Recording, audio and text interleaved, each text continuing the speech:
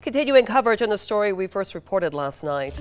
A Gray doctor is scheduled to be in federal court Friday on charges for alleged illegal drug prescription and money laundering.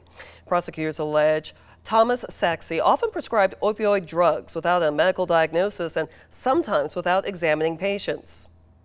And in the 13 WMAZ poll, we want to know if you or anyone you know has been prescribed opioids. To answer yes or no, open the 13 WMAZ app or go to 13WMAZ.com/vote. Jacob Reynolds joins us live with what a local hospital system and pharmacy do to prevent similar alleged abuses. Well, Lori, good afternoon. I spoke with Navicin Health earlier to find out what they do across the system to prevent abuses for those prescribing the medications and those asking for the prescriptions.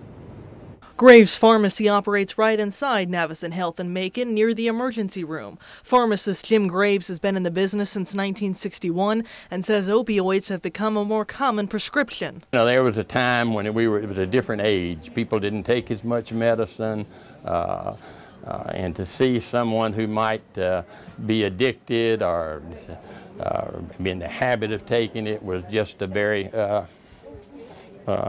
rare occurrence. He said they also check with the state registry to make sure people aren't taking advantage. If a man went to drugstore A 3 days ago and drugstore B yesterday and now he's in here, then we see that. And of course we would refuse to fill the prescription. And his patients must be from the area and get all their prescriptions filled with Graves so they have a history. Emergency Center Director Dr. John Woods says they require seeing patients. Any prescription we write out of this department, there is a record, the patient is seen.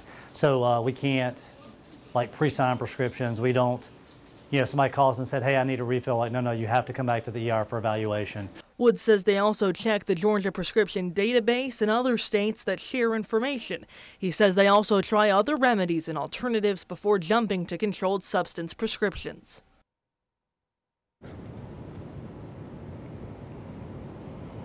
And Lori Wood also told us today about Navicin's Opioid Stewardship Committee, which continuously reviews all of Navicin's opioid policies at all their medical centers and hospitals. In Macon, Jacob Reynolds, 13 WMAZ News.